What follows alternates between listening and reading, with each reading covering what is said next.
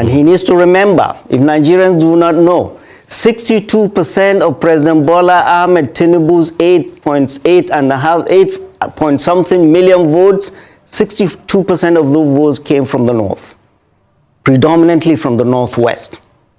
He lost Lagos. He's a politician. He lost his home state. 62% of those votes came from the north, predominantly the northwest. So, needs to be careful. He's a politician, and he is working like a one-term president. He's doing like he doesn't care. People that voted you in, predominantly, they are the ones you are sidelining. So guys, the North is now regretting voting for Tinubu. This man is saying that 62% of the votes that Tinubu got during the election, that is the votes that INEC announced, despite all the gara that they did during the election, that 62% of that number of votes came from the North and predominantly from the Northwest. And now they are being sidelined by this administration. Tinubu is now sidelining their people. He's saying that all the juicy positions are being given to the Yorubas and nothing is left for their people. He's not even talking about the Southeast, the South. Nobody's mentioning those two other regions. Nigeria belongs to either the Yorubas or the Northerners. That is what we are seeing today. When Buhari came, it was the turn of the Northerners. Tinubu now has come. He said it is the turn of the Yorubas, and it is really working, and he's really working that out. So guys, I'm going to allow you listen to the complaint of this man. He has bitterly complained on how Tinubu is sidelining their people, not allowing them to breathe in terms of giving them, opportunities that are out there. He's even saying that Buhari was better than the current administration, because for him, Buhari carried along the Northerners together with the Yorubas, but for Tinubu, he's carrying only the Yorubas along. Nigeria really belongs to some few people and some few ethnic groups. Not everybody is to enjoy the benefit that comes with being a Nigerian. Just take your time, listen to this interview session, and let me know your thoughts in the comment section below. Take a look. Of the nation now, and one of the major topics we're talking about is food inflation and how a lot of Nigerians are hungry. Do you think the current administration is doing enough to treat our food insecurity issues in the country? Good morning, all. It's not doing at all. It's doing nothing. The primary problem is that it doesn't even understand the cause. It's in denial. The primary cause of what we are going through today is the recklessness of this government and this president by suddenly removing fuel subsidy on the day he was inaugurated, without looking at the balance sheet of the country, without consulting, and without knowing what the problems are. Flippantly, on May 29th, just removed fuel subsidy without having any fallback plans. You don't do that, and that's why we're going through all of this. Price of food is going up. Inflation, as at yesterday, was 29.9. The dollar, when they came to the naira, was 680. Today is 1,500. Everything is going up, and they are surprised, because they don't have a plan. And I said it from the outset, that in August last year, that Tinubunomics is nothing but a very painful pill for everybody to die. And people are dying.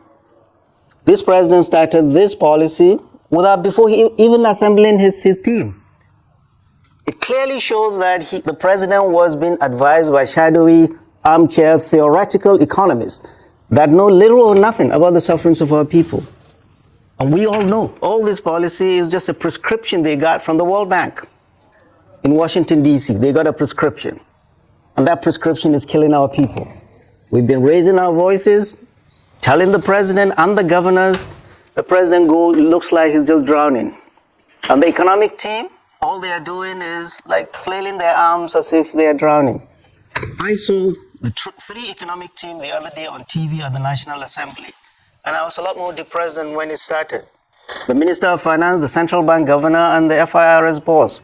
The honest truth is that they do not know how to get out of this mess.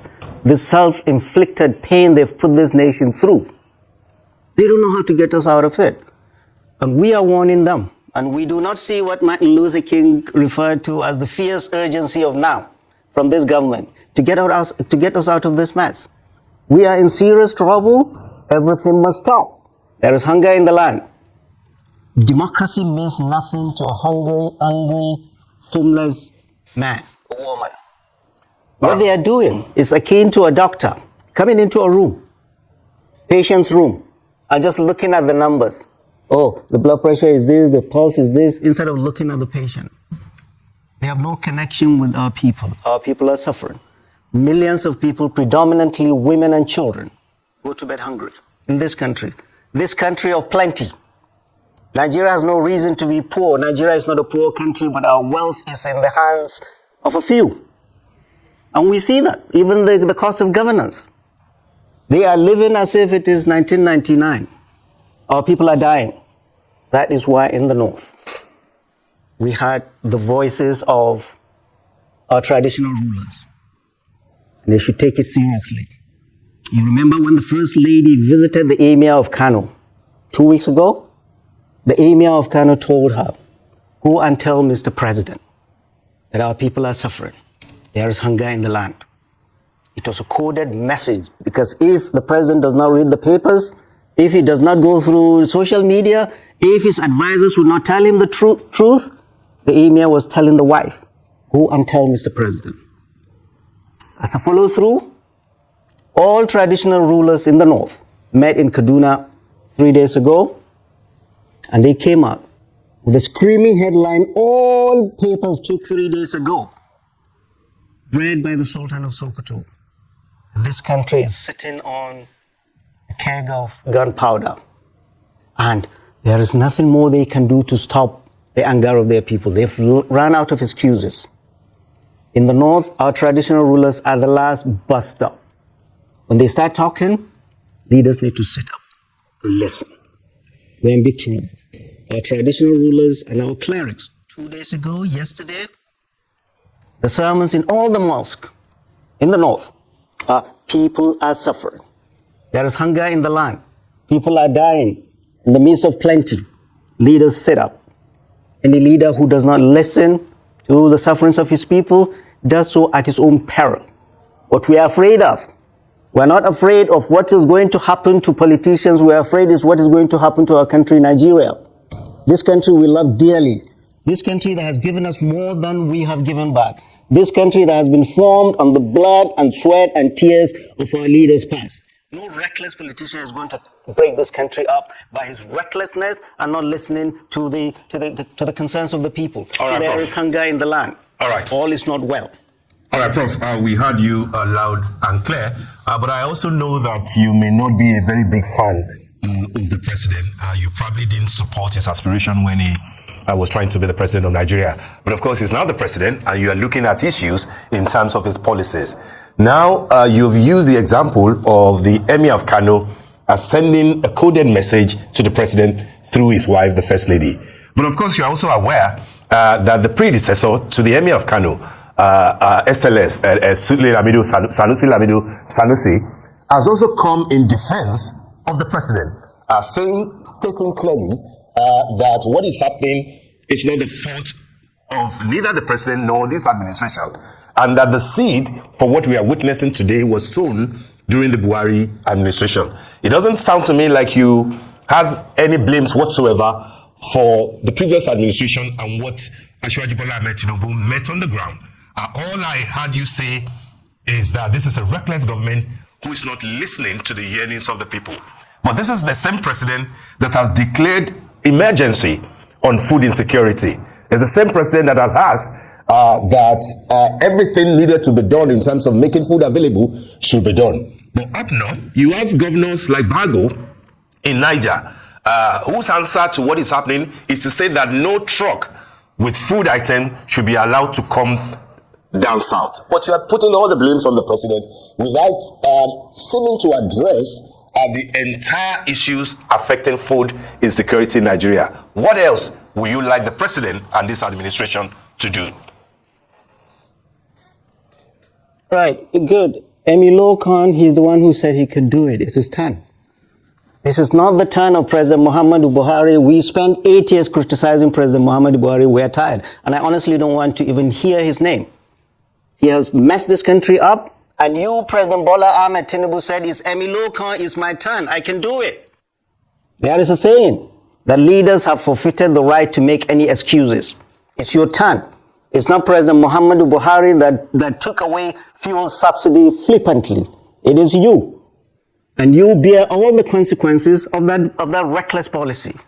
So, it is you that we and God Almighty will hold responsible for whatever happens secondary to all your policies. It's not President Muhammadu Buhari or Jonathan. You can do it. You said it's your turn. Now do it. Leaders have forfeited the right to make excuses. And the way they are going about it, they are doing nothing. Let me tell you, it is the cause, it is the reason is inflation. It's not because there is no food in the market. It's inflation. When this party came in 2015, a bag of rice, 50 kilos of rice was 7,500. Yesterday I went to the market, it was 70,000. Maize, 60,000. How much is the minimum wage? 30,000. How much does a soldier in the war front earn? 50,000. How much does the police constable earns? About that. They cannot even buy rice. 30,000 in those who work. What is the percentage of Nigerians that work? So, Mr. President, sit up. This is no time for excuses. Leaders have forfeited the right to make excuses. And the way they are doing it is, they're thinking of price control. They are thinking of busting warehouses. Hello, I'm old enough to have seen 14 administrations. Clearly, from that of General Yakubu Gowon to currently President Bola Ahmed Tinubu. We in 1984, I was a young doctor, 2 years out of medical school. President General Muhammadu Buhari followed the same thing. Price control, busting warehouses. Where did it take us? They haven't learned anything in 40 years. They haven't learned anything in 40 years. Yesterday, NLC, the president of NLC, Joe Ajero, said, you can give ₦1 million to workers if inflation keeps eating that up. You are not going to achieve what you need to achieve. The primary problem is the runaway inflation. The economy is out of control. The managers of our economy, they are drowning. They don't know what to do. They are the ones that cause the deterioration of the exchange rate of the naira, the inflation we see, and the cost of food and everything in the market. It is not availability. There is food in the market. What I call on all the governors of this country and the president, everything should stop still. This is no time to build bridges or flyovers. This is the time to open the treasury and buy food and give food to the people and subsidize food. The only way you can crash down the price of food is bring down inflation. But these guys don't know how to do it. But flood the market with subsidized food. I lived in the United States forever. Everywhere in the world there is subsidy on food. You go to the supermarket, everything has tax. But food item does not have tax. Why? Because leaders of those countries know that hunger in any land has national security implications. But apparently, the national security team of this president and the president himself do not see the national security implications of hunger in the land. There is food in the land. The state and the federal government should open the treasury, buy food, import food, ship food into this country. There is an emergency and feed our people. Their salaries cannot pay for food, cannot pay for rent, cannot pay for school fees. People are dying in the land. They are here in Abuja buying SUVs. With our compliant National Assembly, that says nothing. We are raising our voices the moment you hear our traditional rulers. The Oni of Ife said the same. People are suffering. Politicians know nothing about the people. They live with the people. You don't listen to that?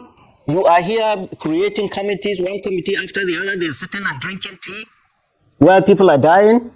No, your economic policy is not working. There is hunger in the land and there is trouble ahead. No nation will have peace if there is hunger in the land. No military, no matter how strong, no police, no matter how strong, can quell the anger of a people that are hungry in the midst of plenty. So I'll call to the president and all the governors should make food available. Forget this price control, forget this busting warehouses. Bring in food, buy food from the market and subsidize food for the people while you keep wrestling us out of this economic mess you've put us in. Okay, thank you so much for that brilliant analysis, Professor Usman.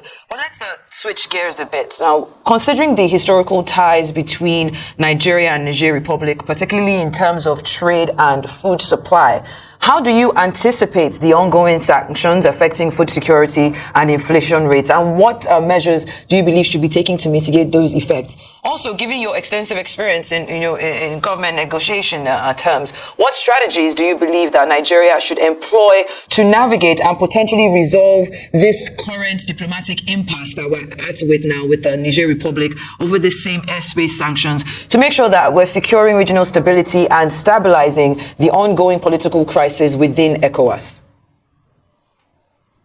Right, and we are where we are today because President Bola Ahmed Tinubu's government botched this negotiation with Niger after the military coup.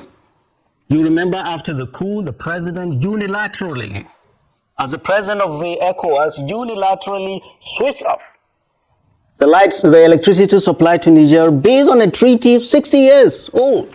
Unilaterally switched it off and put sanctions and brought up front what he should have kept as a trump card, brought up front the threat of violence. That if you don't do this, Nigeria is going to attack. He sent his military bosses everywhere to start. And that was what gave this military young men legitimacies in their land. And they stayed entrenched. How can you threaten somebody, a country, your neighbor, and then say, oh, we're going to talk later? At a time when you didn't even have your cabinet, your security chiefs were just getting their feet wet. Unilaterally, you did all this without consultation. Northern Nigeria, people in Niger are our blood brothers and sisters. There are houses, Fulanis, Kanuris everywhere. The border is just artificial.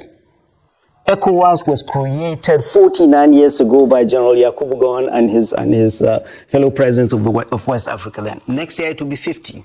President Bola Ahmed Tinubu in 9 months has destroyed what was created 49 years ago, what has lasted 49 years. Because of lack of consultation, because of hubris. 7 states of the Federation in the north, from Kebbi to Borno, have borders, common borders with Niger Republic. People have been suffering. We have been screaming our voices and saying people have been suffering in these border communities because of closure of medicines were not going in, food supply was not going in. This is not the first time. There were several coups in Niger Republic. Leaders past navigated that and found a way to resolve it as big brothers. As big brothers. Now what he has done, this botched diplomacy, what he has done, it has pushed this young coups in Niger, in Mali and Burkina Faso. Say, we are leaving. How can you be at peace? How can you sleep with your 2 eyes closed when you're fighting with your neighbor? Niger is not only related to us linguistically and by heritage, but security-wise, they play a pivotal role in securing Nigeria and in helping fight banditry and Boko Haram in the northeast. And they are part of the multinational joint task force. You didn't consider all of that. You didn't consider the impact on your citizens. You just did what you did. And now all of a sudden, when these 3 soldiers say we are leaving, we are not interested in ECOWAS, oh, they are running after them. So it was wrong. We are in more difficult security situation with Niger and Mali and Burkina Faso out of the ECOWAS than when they were in. Democracy, diplomacy must continue to bring them back in. The threat of violence is not the right thing to do. Sanctions should be lifted. And diplomacy continuing. Because our people in the border states are suffering. Primary responsibility of President Bola Ahmed Tinubu is not ECOWAS, but to his citizens. We've been telling him, we the citizens in the 7 border states, our people have been suffering. He wasn't listening. So you have problems with international diplomacy. You have problems internally with your economy. People are suffering hunger, and you have insecurity, and you're not listening to people. There are too many things for any president just 8 years into his government. Step back, Mr. President, consult widely, open the treasury, bring in food as an emergency, flood the market, and feed our people. That's the only way to find respite. Bring temporary peace in this country before your economic team sort themselves out. Because to be honest, they need to be humble enough to ask for help. They need to be humble enough to ask for help. I don't see them doing it the way, it's all talk, talk, talk, talk. Big grammar will not do it. Consult widely. We cannot continue this way. People are suffering. The naira is deteriorating every day. Inflation going everywhere. People are being pauperized every day. In a country where we have 33 million in multidimensional poverty, this government in one fell swoop has added millions more into extreme poverty. In a country where you have more than 20 million children out of poverty, predominantly in the north, you have added a lot more out of school. How can there be peace in any society like this? And you're spending a lot more money on buying Tucano jets. No military, no matter how powerful, can bomb poverty, can bomb hunger, can bomb grievances. Now, listen to us, Mr. President. Nigeria is not it's not in good shape. The ship of state is drifting, and you're not listening to the sufferings of our people. Our emirs in the north and the Oni of Ife, they have told you the pulse of the nation. Listen. Do not listen to your advisors that are telling you anything differently. Thank you so much, sir. Thank you. So I want to ask something, because yesterday the president nominated his son-in-law as the head of the Federal Housing Authority, which was sparking concerns about nepotism. And previously, the movement of the Central Bank of Nigeria, certain departments and departments of the Petroleum Commission have been framed in terms of it being an Emiloko or a Yoruba-centric government. You've also spoken about the issues in Niger and how people in Niger are Hausa and Fulani and Kanuri as well, and are the brothers of people in northern Nigeria. You've also spoken about traditional rulers and clerics coming out to speak about the issues being faced by the people, hunger, insecurity, and particularly in northern Nigeria. Now, my question here is, do you believe that President Tinubu is not sensitive to the issues concerning northern Nigeria? Do you believe he is not prioritizing people in the north? And do you believe that his policies have impacted the north more than they have the south? Okay, one answer. I mean, President Bola Ahmed Tinubu's injection and prescription of suffering is felt all across the country, all across. He has been not helpful to everybody, every Nigerian. Back to your first question. You remember during the time of President Muhammadu Buhari, the southern press, they were talking about Fulanization of Nigeria, Islamization of Nigeria. Well, now it is fair to say we are now at a time where it is Yorubanization of Nigerian economy.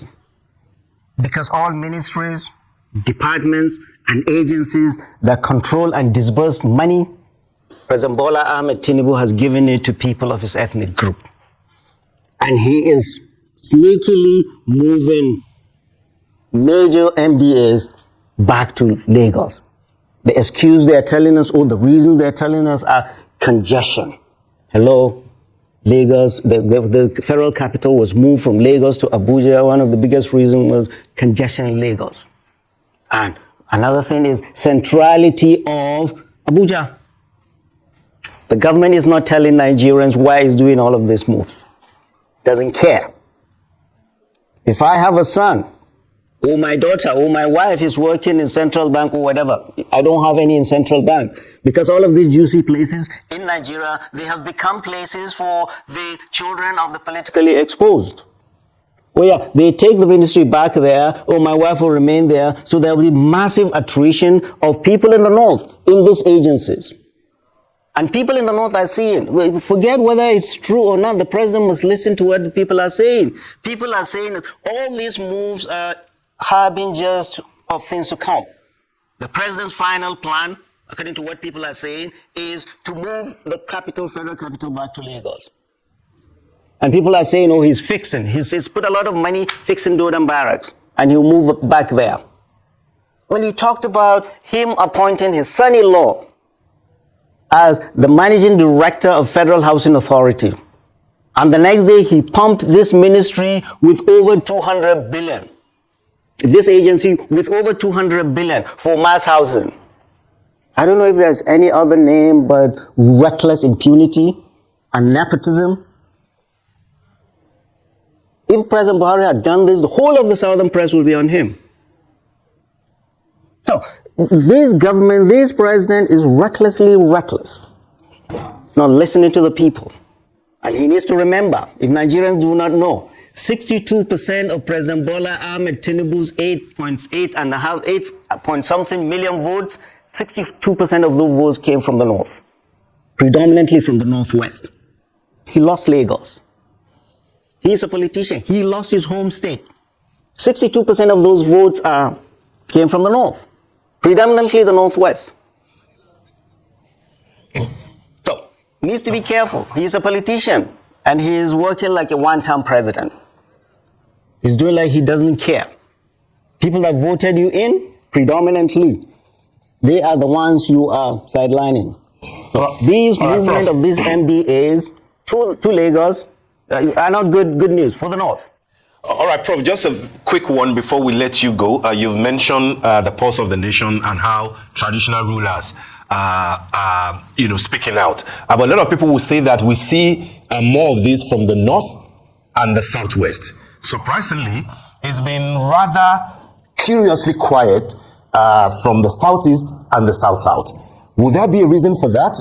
And if the agitation for better governance continues in the north and in the southwest, which ordinarily ought to be pro the president, do you think that there is a political implication for the president in all this? Very, very briefly, sir. Yeah, I honestly don't know why the southeast is quiet, uncharacteristically quiet. But then the president needs to find out. The north is where I know where I live and my heritage is. The silence in the north is more lethal than the noise anywhere else in the country. And the president needs to listen to that. The silence from the north, from the people of the north, in spite of all the sufferings they're going through, it's more lethal than people coming out. We are going into the month of Ramadan. People are going to pray.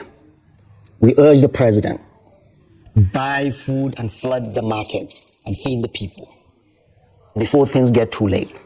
The whole country is suffering. There is hunger in the land. We hope you listen. Don't listen to your advisors. I'd bring a lot of money to feed. Don't wait on the governors. Because you gave them 72 billion, 2 billion each, 72 billion to feed people, 36 states. At the same breath, you gave members of the National Assembly 75 billion to buy cars. That shows your priorities. Your priorities is to make the National Assembly more malleable than the nation. There is trouble in the land, there is hunger in the land. It's our right and responsibility to speak for those that cannot speak, and for the president to sit up and our leaders to sit up. There is trouble ahead. Our traditional rulers have lifted their burden and put it on you. It's time for you to listen. Thank you all very much. Thank you so much, Professor Usman. We appreciate your time and analysis, of course, on the... So, guys, you could hear him condemn Tinubu giving Nigerian governors, the 36 governors of Nigerian states, 72 billion to go buy palliative and share to the people. At the same time, this same Tinubu's government gave the House of Assembly 75 billion to go buy cars. So when you consider these two different packages, you see that they even prioritize, buying SUVs to feeding the people. That is the kind of government we have today. And you could hear him talk about Tinubu nominating his son-in-law to become the head of housing service or housing whatever. He is the head. And after that man was appointed, billions of naira was being directed to that ministry. This is a time for people to chop. Nigerians.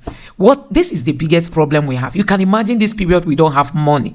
Tinubu now took his son-in-law. These are people that have no idea on what managing housing. It's not as if they read estate management, or they even read architecture, or they even read anything that has to do with houses. They are not even graduates, or even if they are, possibly they didn't read anything in that direction, but they are the ones to come and manage housing, whatever in Nigeria. And immediately he was nominated, money was pumped in that ministry, so that He will not come and meet the office empty. It is time for chop I chop. Emilokon, it is our turn. And you know that this our turn is only favoring the political class. The ordinary Yoruba person on the street is crying for, as in for food.